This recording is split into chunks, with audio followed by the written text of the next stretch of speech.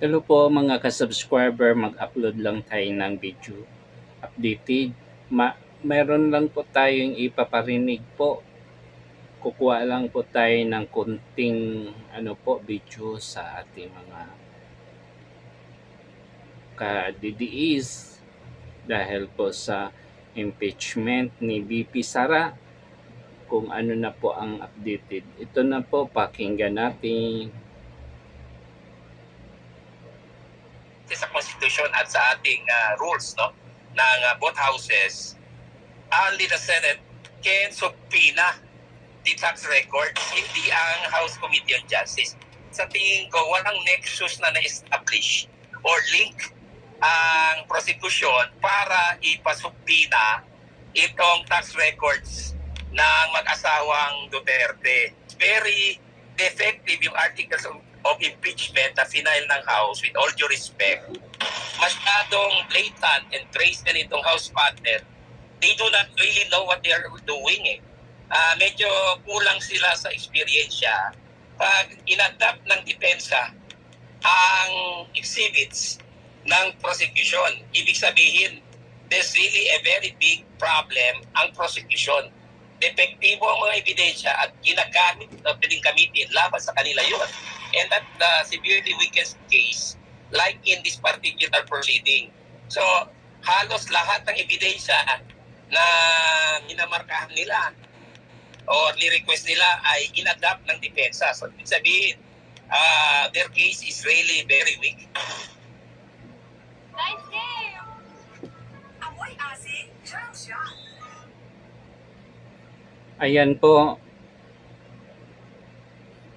talagang magbantay po tayo hanggang dulo kung sino talaga ang mananalo.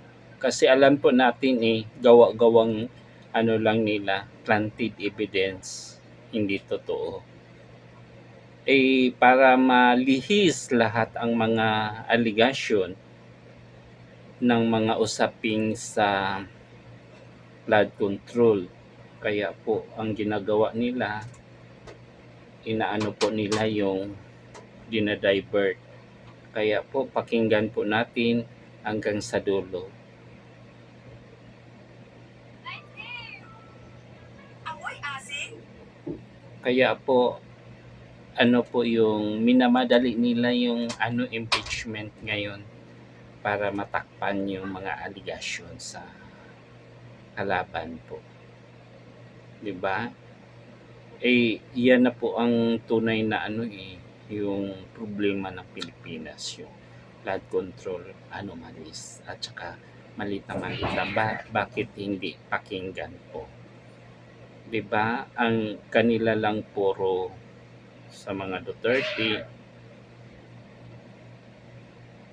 Kaya po bias talaga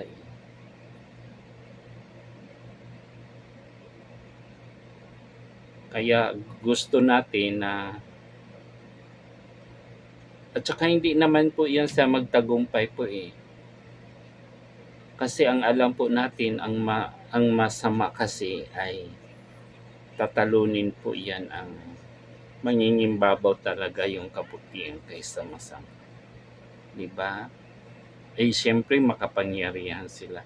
Lahat ng ganun gagawin po nila. Ang balita ngayon, trending at pinag-uusapan ngayon sa mundo ng social media. Kaya po mag-ano lang tayo ng reaction video. Para nga sa impeachment trial ni VP Sara Duterte. Yung pre-trial, just like a pre-trial in court, parehas yan ang nature and character. However, dito sa sitwasyon natin sa impeachment laban kay VP Sara Duterte, may problema dyan because right from the start, question na ng depensa ng mga abogado ng ating butihing Vice President ang legality, ang validity, ang legal, ang pagka void ng articles of impeachment. So during the trial, nakita natin na ni-raise po yan ng depensa ni Vice President na ikinabahala at ikinagalit raw ng prosecution na sa tingin ko hindi preparado sa mga ganong klaseng mga taktika dahil akala nila sumasang-ayon na ang depensa sa kanila dahil nag-agree na mag-appear sa pre-trial.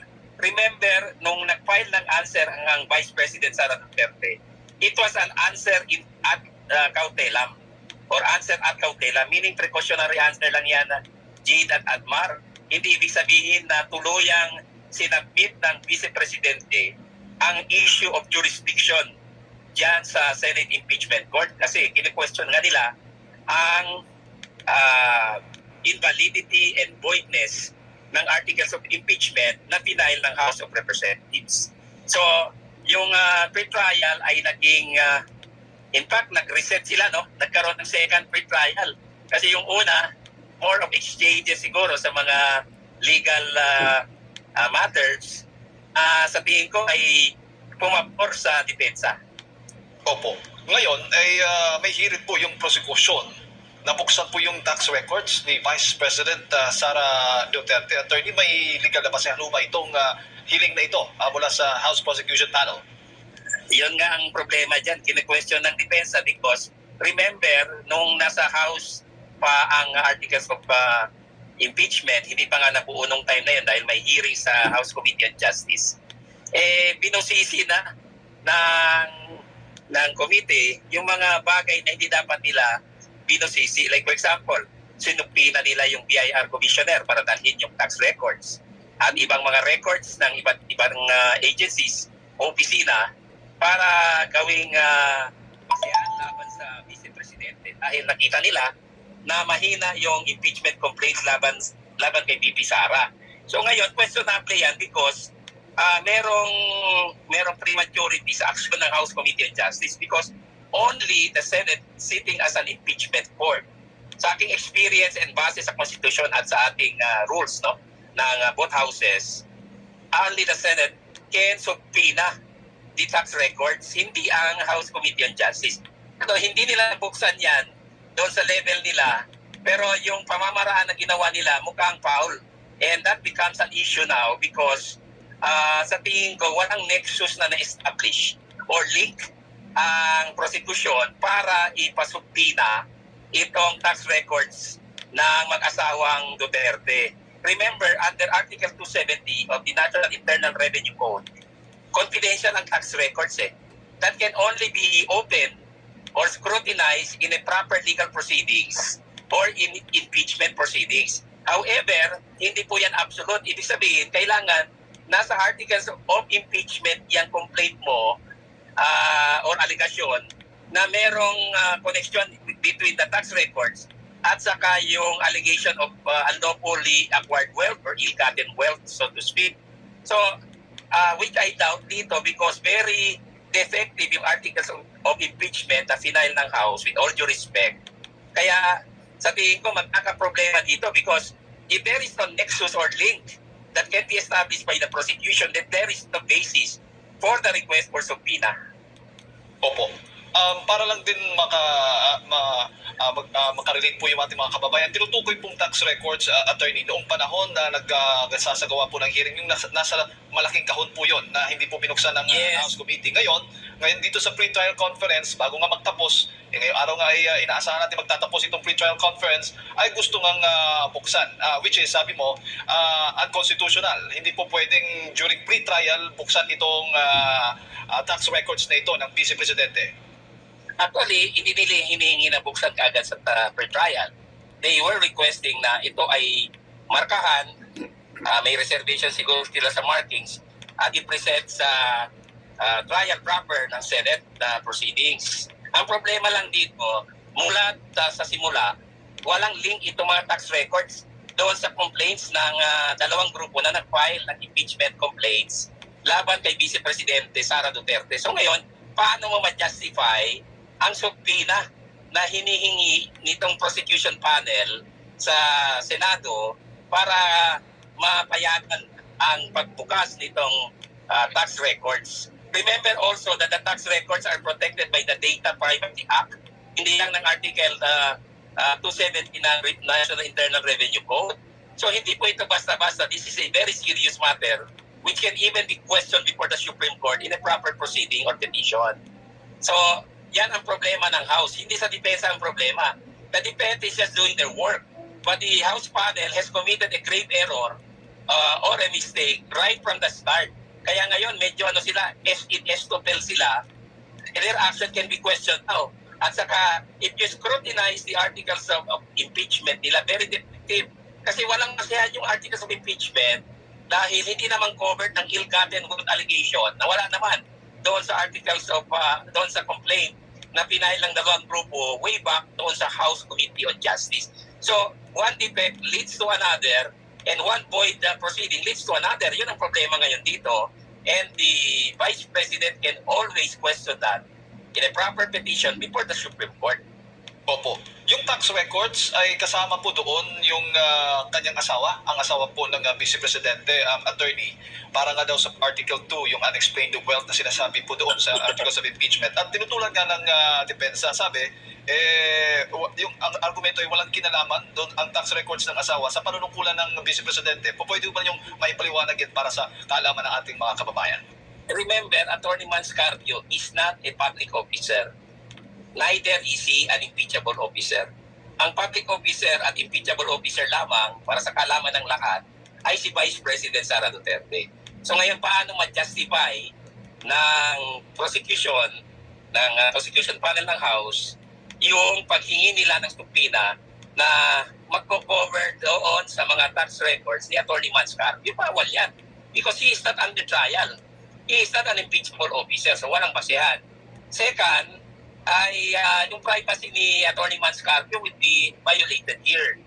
Remember, sabi ko nga, protected din ito ng Data Privacy Act aside from Article 270 of the National Internal Revenue Code. So, masyadong blatant and traceable itong House partner. They do not really know what they are doing.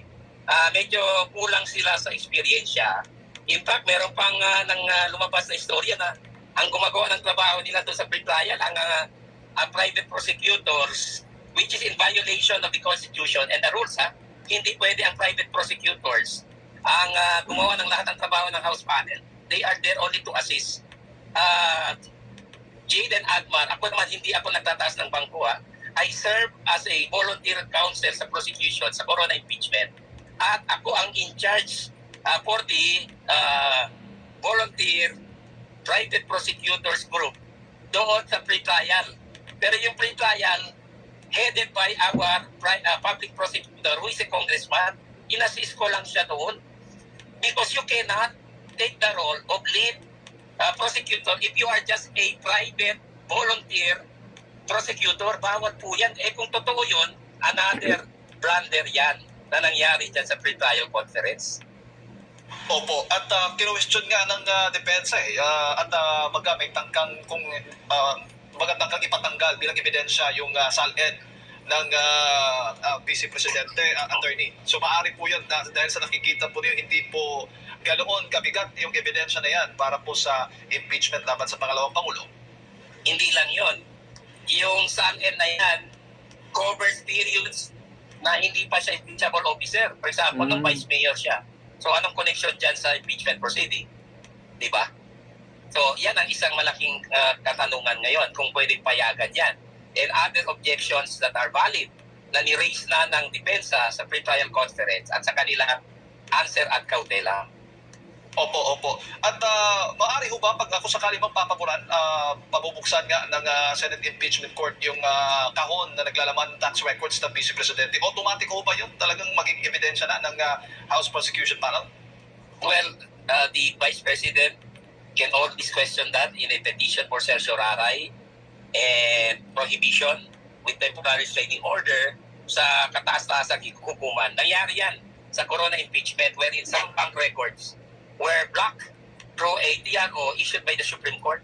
So hindi po yan automatic na akala natin kung mag-request yung House panel ay pwedeng pagbigyan na lang. Kung pagbigyan ng Senate sitting as an impeachment court na walang basehan or in violation of the Constitution, the rules and the laws, including yung Data Privacy Act, ang NIRC, and even yung rights ng private persons dito like Attorney Manscapio na hindi naman impeachable officer, pwede yan harangin ng Korte Suprema because that is also part of the rule of law.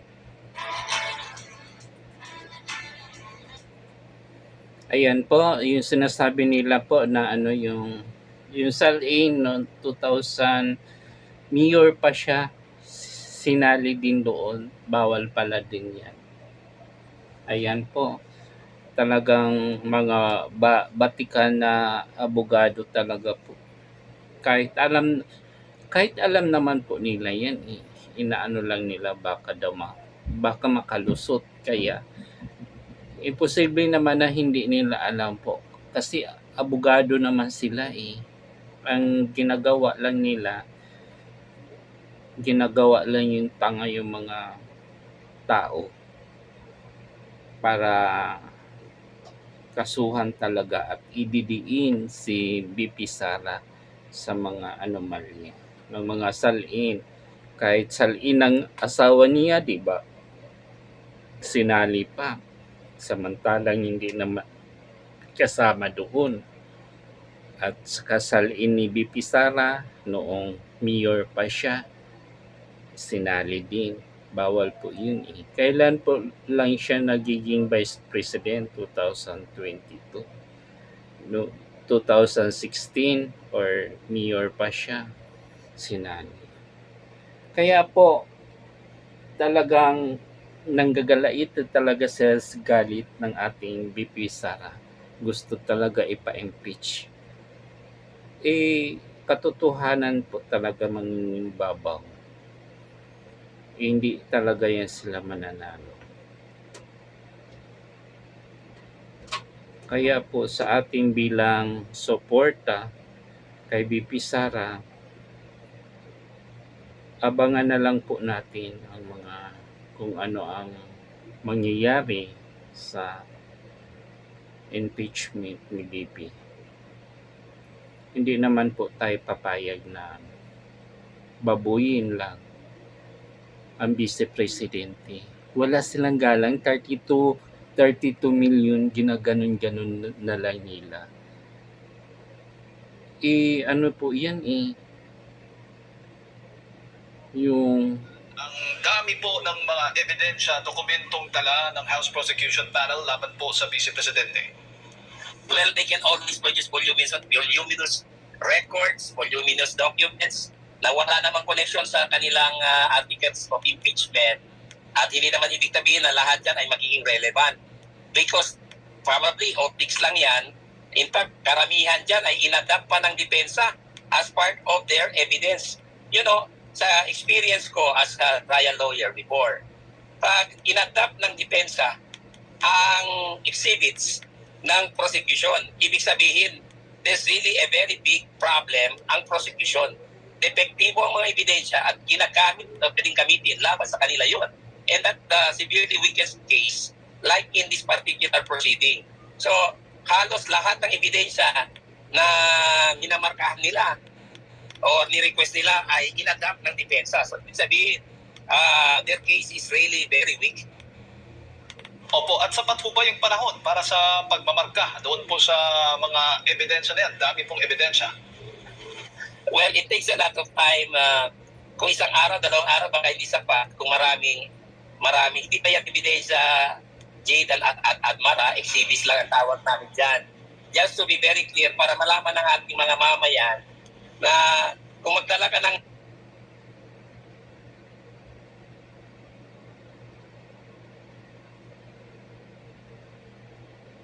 sako-sako or karton-karton ng mali-malitang papel, evidence yan. It can only be considered evidence kung properly admitted in accordance with the rules of evidence and the rules of procedure ng Senado sitting as an impeachment court. So it does not follow kasi possible na puro lang scrap of paper yan. Opo, linawin ko lang, ang matatawag mo lang itong mga dokumentong itong ebidensya during during trial na ng Yes, Presidente. yes. Tapos kailangan may ruling. Hindi lang basta na-present. Kasi kung walang ruling na ina-admit yan as part of the evidence, hindi yan evidence. Yun ang difference between a paper, a document, or a real evidence. Maraming klaseng evidence sa Jade and Admar. we have the so-called documentary evidence, testimonial evidence, real evidence. Yung mga papel na yan, they may kasi hindi pa naman ni rule yan. They may fall under documentary. Tapos yung mga testigo may fall under testimonial, depende sa kanilang purpose, no, in presenting them. Tapos meron kasi mga witnesses na pinipresent just to identify up to their lang ang kanilang role. Hindi talaga sila nag-testify extensively. So, but that falls under testimonial. And real evidence like for example a gun weapon or a knife in a crime, yan real evidence ang tawag dyan. Or yung pera ng mali-malitang kickbacks, yan real evidence ang tawag dyan.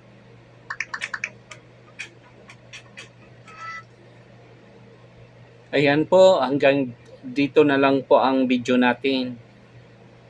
Marami po tayong natutunan. Dapat po suportahan natin ating BP Sala, mga DDS vlogger.